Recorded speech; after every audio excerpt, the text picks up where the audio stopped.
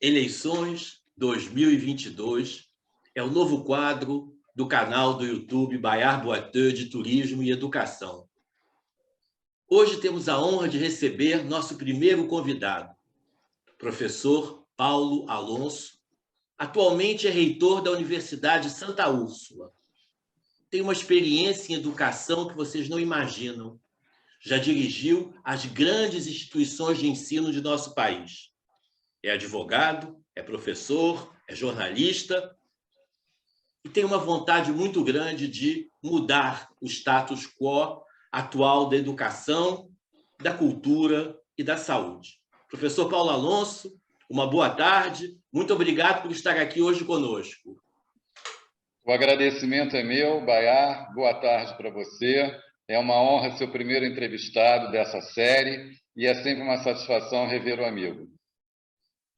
Paulo, eu queria que a gente começasse a nossa conversa, se você pudesse me explicar o que é um deputado federal. Bayard, o deputado federal ele tem que defender os interesses do povo do seu estado. Ele tem que estar à frente das grandes lutas para conseguir verbas, para conseguir fazer com que o que é necessário em termos de saúde, educação, cultura, segurança pública, transportes, moradia, meio ambiente, seja tudo isso respeitado. O deputado ele precisa estar sintonizado com os anseios do povo. O deputado ele não pode jamais legislar a favor dele próprio, mas legislar sempre buscando atender aquilo que o povo que ele representa na Câmara Federal e o seu Estado que estão interessados em construir com ordem, progresso e desenvolvimento. Eu entendo que o papel de um deputado federal é extremamente importante nos dias de hoje, sobretudo quando a gente verifica que no parlamento nacional, no parlamento estadual e no parlamento municipal, a gente tem pessoas nem sempre muito capacitadas a defender os seus municípios, os seus estados e o seu povo.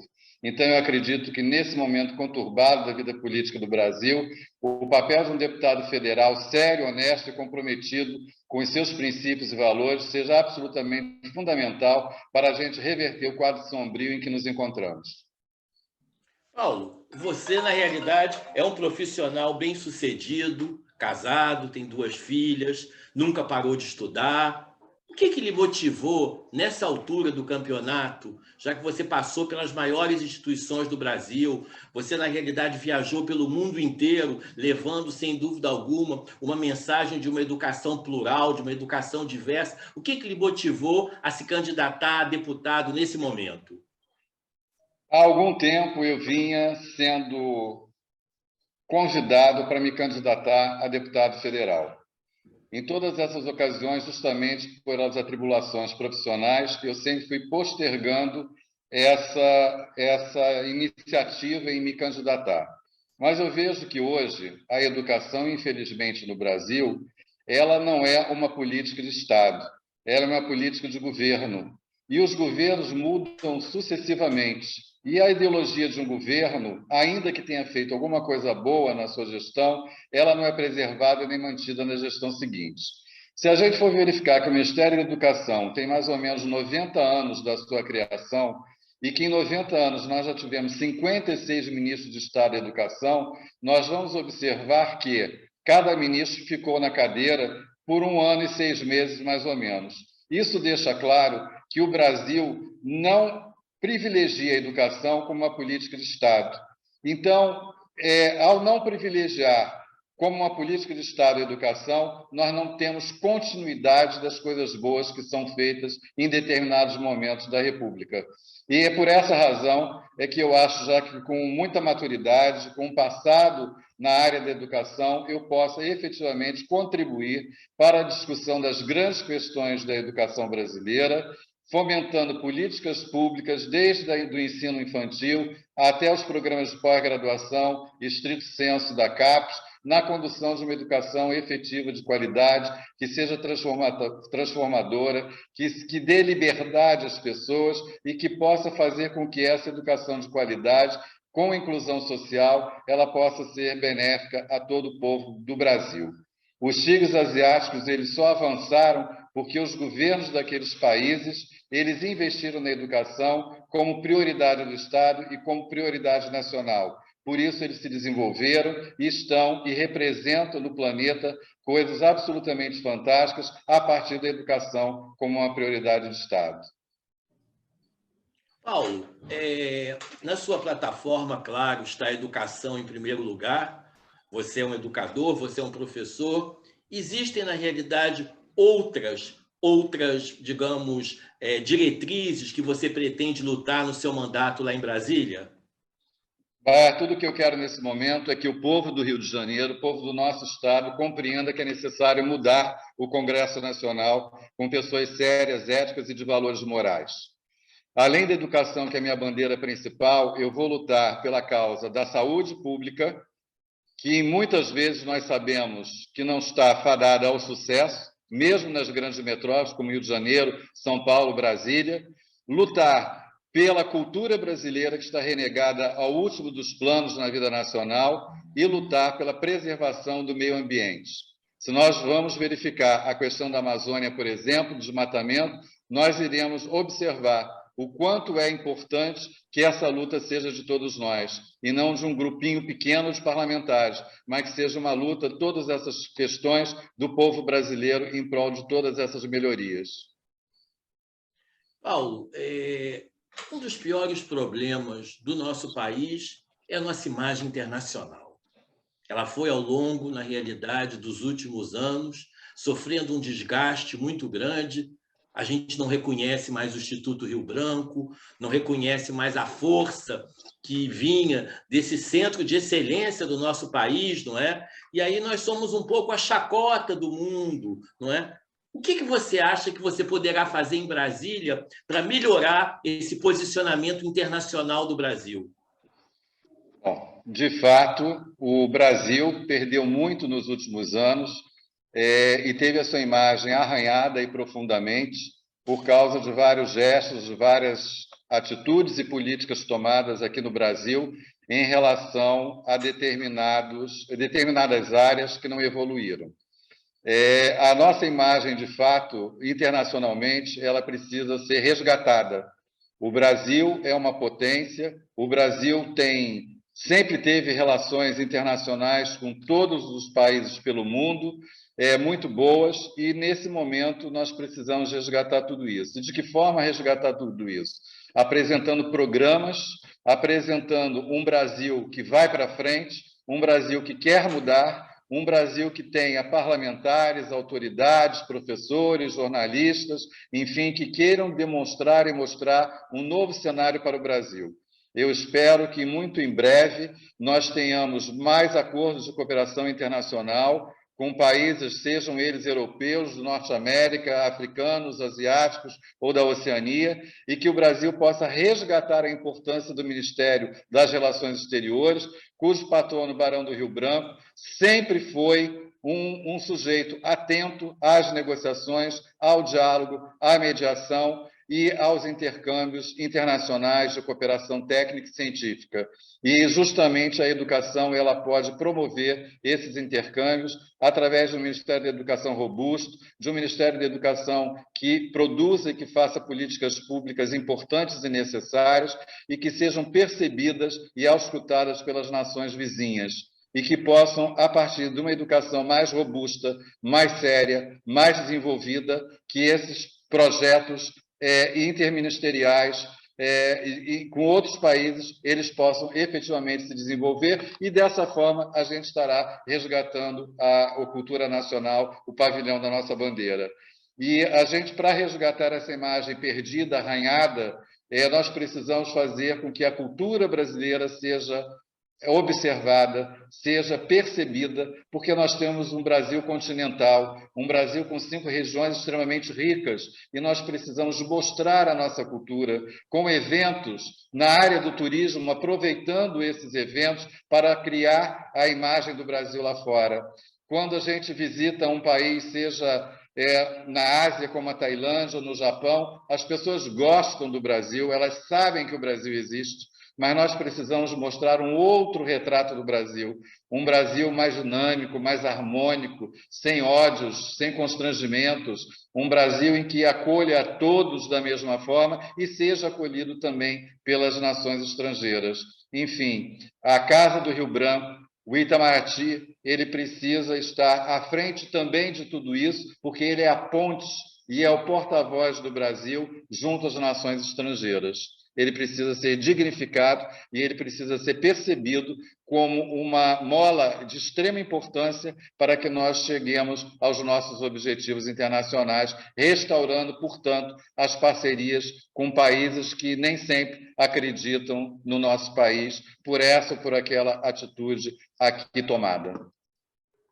Paulo, você pretende também lutar em prol da diversidade, da pluralidade, porque nós sabemos muito bem que o país é um país que tem inúmeras religiões, desde as religiões de matriz africana, aos evangélicos, aos católicos, aos judeus, aos budistas, e que sempre conviveram muito bem. Quer dizer, uma das características nossa, e de repente a gente vive hoje uma grande guerra, na realidade, e de pronunciamentos contrários, por exemplo, a opções sexuais importantes que existem. Então, eu queria lhe perguntar, você terá uma luta também em prol desses grupos minoritários?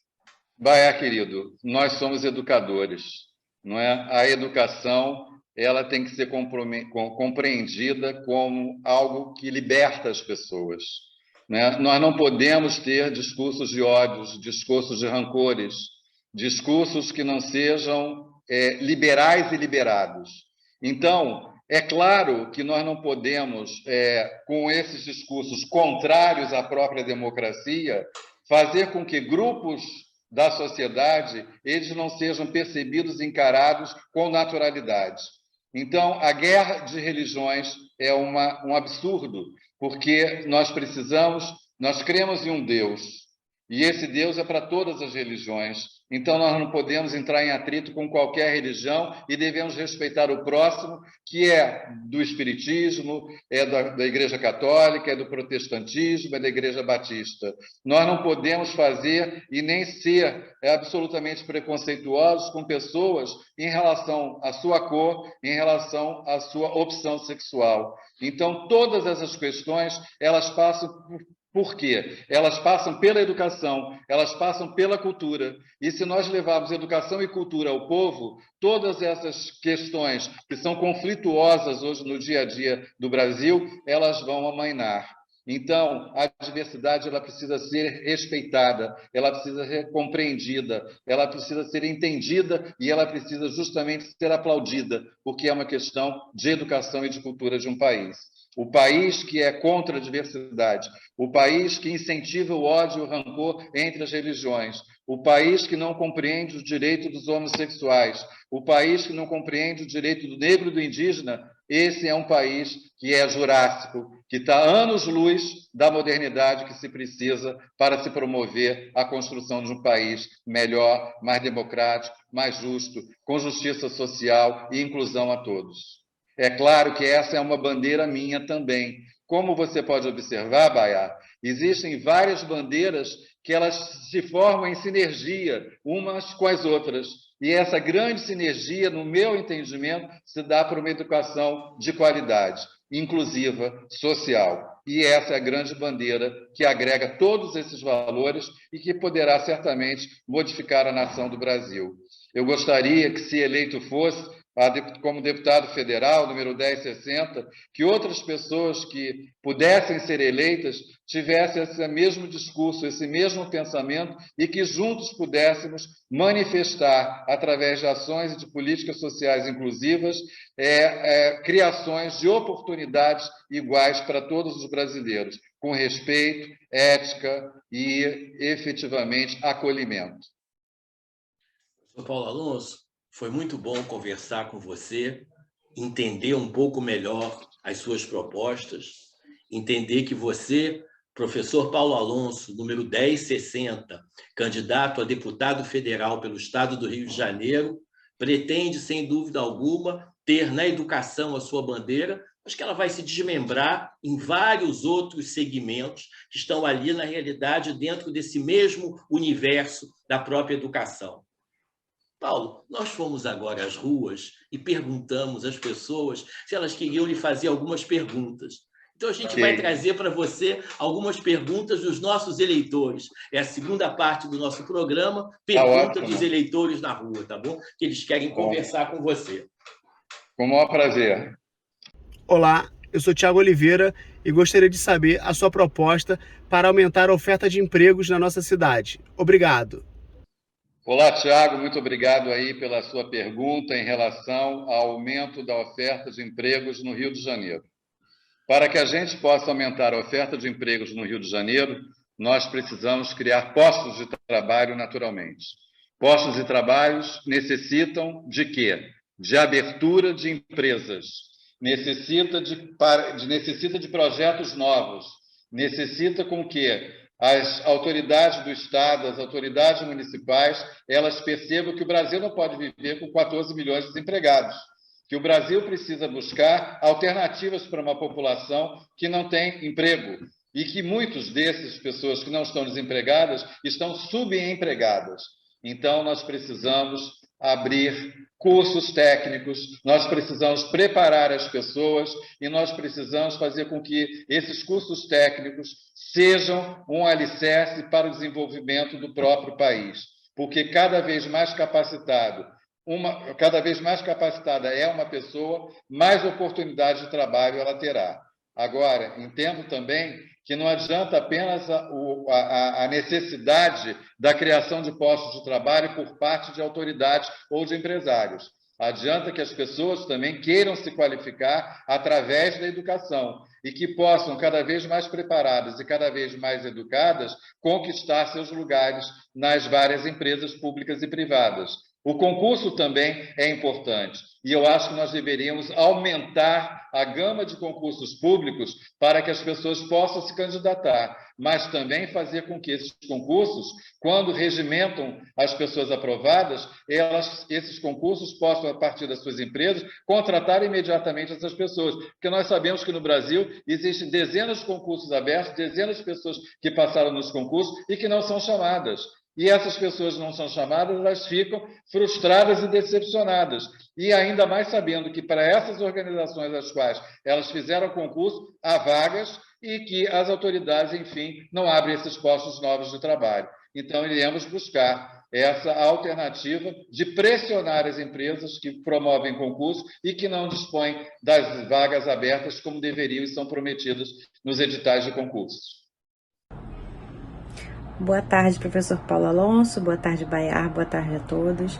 Meu nome é Jaqueline Chicrala e a minha pergunta para o professor Paulo é quais são os desafios que ele acredita que ele vai ter e como que ele pretende atuar diante desses desafios. Obrigada. Bom, Carlos Drummond de Andrade sempre dizia, né, que a gente tem que ultrapassar os obstáculos e afastar as pedras dos nossos caminhos. Eu sei que eu terei muitos obstáculos, até porque, se eleito, estarei num primeiro mandato, num momento de grande polarização no país, onde o Estado Democrático de Direito não é respeitado e onde princípios básicos do cidadão também não são observados.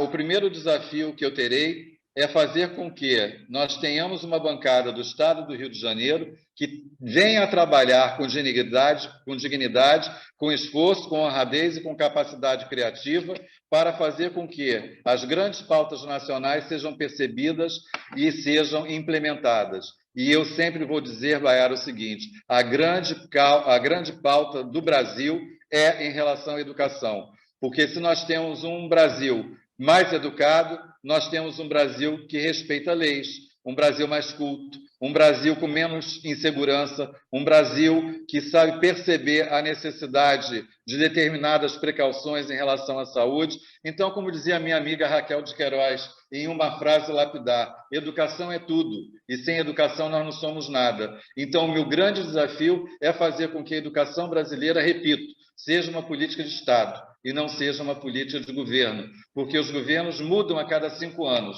E a cada 5 anos nós temos mudanças, às vezes radicais, quando há um confronto ideológico. Sei dos desafios, estou pronto para assumi-los e ultrapassá-los com capacidade empreendedora. Paulo, a próxima pergunta é da suma sacerdotisa da religião Wicca, Alana Morgano. Ela lhe pergunta o seguinte: deputado, não sei se deputado vai, na realidade, ter essa ação, mas você poderia mudar a lei sobre assassinos de feminicídio, colocando a prisão perpétua? Olha, sacerdotisa Alana, eu sozinho não posso mudar nada, mas nós precisamos estar em bloco, pensando em todas essas questões que precisam ser modificadas na própria legislação brasileira. Então, questões como essa apontada por você, elas são questões absolutamente delicadas e que merecem uma reflexão maior. E é lógico que o deputado ele tem que ser um ouvinte do seu eleitor. Então, eu conclamo a todos aqueles que acreditam em mim, na minha capacidade de empreender, na minha capacidade de fazer transformar, de fazer mudar o status quo brasileiro, que, se eleito, envie para o gabinete em Brasília sugestões críticas para que nós possamos discutir e deliberar conjuntamente. Porque, ao escutando a sociedade e percebendo os anseios da sociedade, nós iremos constituir certamente um bloco de parlamentares, e aí não importa apenas que sejam esses parlamentares do Rio de Janeiro, porque essa é uma questão nacional, para que a gente possa discutir e, quem sabe, a fazer propostas de emendas constitucionais e até mudar a lei em determinadas questões. Paulo, a Marta Milani pergunta a você o seguinte: as urnas eletrônicas são confiáveis? Olha, Marta, eu acredito. Obrigado pela pergunta e obrigado pela oportunidade de falar sobre um tema que é absolutamente corriqueiro no Brasil há mais de 30 anos. O Brasil, quando instituiu as urnas eletrônicas, virou modelo para o mundo inteiro, porque no mesmo dia que nós fazemos as eleições no Brasil, o nosso povo já sabe o resultado dessas eleições. Então, é claro que as urnas são confiáveis, é claro que nós não temos que ter nenhum receio, nenhum medo de essas urnas serem comprometidas por correntes de determinado partido ou por correntes de pessoas que insistem em fazer com que essas urnas sejam desacreditadas. Eu tenho plena convicção na transparência, no êxito e no sucesso das urnas eletrônicas, porque desde 1989 elas foram implementadas e não se tem sequer uma questão na história política brasileira de discordância em relação ao sistema eleitoral vigente com o emprego das urnas eletrônicas.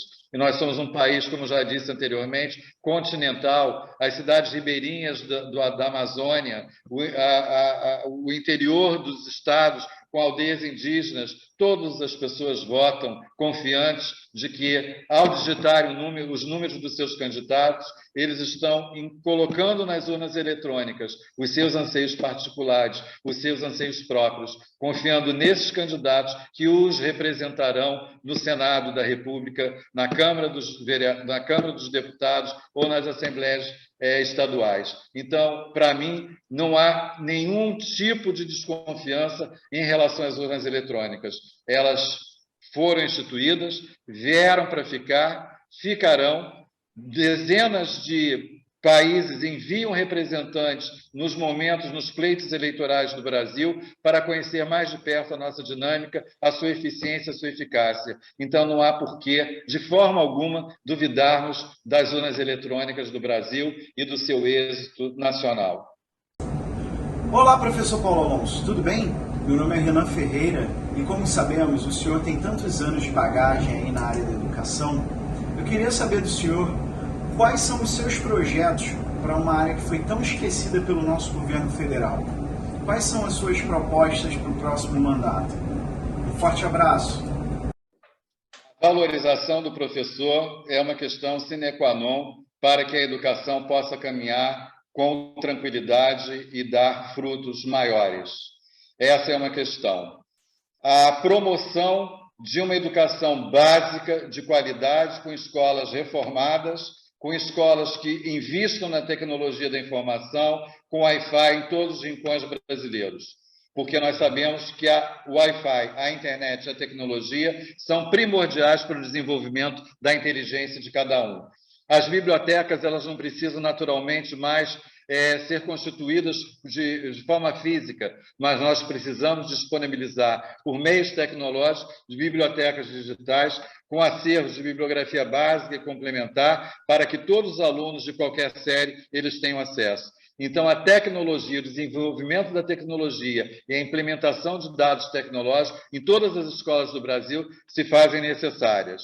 E em relação ao ensino superior brasileiro, eu creio que a CAPES ela precisa passar por uma remodelação. Não é possível que tantos projetos de mestrado, sejam acadêmicos ou profissionais, ou de doutorados, e que são bons muitas vezes, eles não tenham aprovação da CAPES por algumas questões que são meramente burocratizadas e não são percebidas no desenvolvimento desse programa. Então, eu acho que a CAPES ela precisa passar por uma remodelação para entender melhor os programas que são diferentes do Amazonas, da Bahia, do Rio Grande do Sul, de Mato Grosso, do Rio de Janeiro ou mesmo do Rio Grande do Sul. Essa diversidade brasileira precisa ser compreendida, inclusive, nas propostas de programas de pós-graduação. Então, a gente tem que ter mudanças no ensino infantil, na educação média, no ensino médio, na educação fundamental e na educação superior. E como propor tudo isso? Quando eu tiver realmente conhecimento de todas as questões inerentes à causa da educação nos vários estados, auscultando os nossos líderes partidários dos mais variados estados brasileiros e montar ali numa comissão de educação na Câmara dos Deputados com pessoas que realmente queiram fazer a mudança do Brasil a partir da educação. Então, se você me perguntar qual é o seu projeto, quais são os seus projetos, eu vou dizer o meu projeto maior, Baiarzinho, é a educação. É a educação de uma forma ampla e restrita para a compreensão e agregar valor para todo o Brasil. E esses projetos eles serão efetivamente desenvolvidos a partir do momento que eu estiver sentado numa cadeira de deputado federal e compreender melhor o país inteiro, territorialmente, nessa questão tão ampla. A educação do Estado do Rio de Janeiro, é claro que eu conheço muito bem, porque estou nessa área educacional como um sacerdote a minha vida inteira. Mas eu não posso ficar restrito ao meu estado, que é um estado da região sudeste, um estado desenvolvido. Eu tenho que compreender a necessidade de Roraima, eu tenho que compreender também a necessidade do Acre, de Rondônia, do interior da Bahia, e, claro, privilegiar o meu estado, porque eu estarei representando o Rio de Janeiro, o estado do Rio de Janeiro, na Câmara dos Deputados. Então, o meu projeto é educação, seja do ensino infantil aos programas de pós-graduação, que eu entendo que a educação ela precisa ser o quê? Educação continuada. Você sai de um bloco do ensino infantil, vai para o ensino fundamental, vai para o ensino médio, chega ao ensino de graduação, faz uma pós-graduação e estudar é sempre importante para o crescimento individual de cada um de nós e para o crescimento do país. E somente a partir de um estudo é que nós poderemos propor medidas que sejam efetivamente importantes para a tomada do país pela educação brasileira. Nosso programa vai chegando ao final. Foi um prazer ouvir hoje o professor Paulo Alonso, que nos traz, sem dúvida alguma, a voz da democracia. A educação é, sem dúvida alguma, um dos melhores processos democráticos. Estamos aqui para que você que nos ouve possa, sem dúvida alguma, escolher o seu candidato e que você possa ter a certeza de que não basta votar numa urna eletrônica, que é o que há de mais seguro em toda a história das eleições em nosso país. Como disse o próprio professor Paulo Alonso, você tem que acompanhar o mandato, mandar suas sugestões para Brasília, na realidade, ter contato efetivamente com aquela pessoa em quem você votou, não basta votar naquele dia. Eleições 2022, que é justamente trazer para você essa grande reflexão. Professor Paulo, foi um prazer ouvi-lo aqui. Tenho certeza que ao conquistar uma cadeira em Brasília, você irá realmente representar a educação e lutar por um Brasil melhor. E eu queria que nessa última parte do nosso programa, você, por gentileza, fizesse as suas considerações finais. Baiar, eu quero dizer a você que eu estou emocionado e muito agradecido a você pela oportunidade de participar desse programa e ser o primeiro candidato a expor o seu pensamento e as suas propostas de trabalho. Eu quero enfatizar mais uma vez, e indo ao encontro do que você também acaba de dizer, que o eleitor brasileiro ele é responsável pelo Brasil. Ele é responsável por escolher as pessoas que deverão fazer um Brasil melhor, mais justo e mais democrático. Ao escolher um candidato a presidente da República, ao governo de um Estado, ao Senado, à Câmara Federal ou à Assembleia Legislativa, o eleitor brasileiro tem que ter a responsabilidade de escolher uma pessoa certa para representá-lo. E não adianta ele chegar na rua e verificar um monte de letreiros, santinhos que ele recebe e sair votando porque esse candidato ou essa candidata está mais bem vestido, mais mal vestido, é negro, branco, índio, não é por aí. Nós precisamos investigar a vida do candidato para que, com essa investigação, nós tenhamos certeza da capacidade desse candidato em desenvolver políticas públicas que sejam do interesse do Estado brasileiro. Então, é nesse aspecto que eu peço ao eleitor brasileiro que investigue os candidatos, que escolha os candidatos por um passado, pela sua trajetória de vida, pela sua trajetória profissional, pelo seu empenho nas profissões que exerce, e que, a partir dessa escolha, tenham convicção e certeza de que, efetivamente, esse candidato será o seu representante em qualquer cargo eletivo a que ele estiver destinado.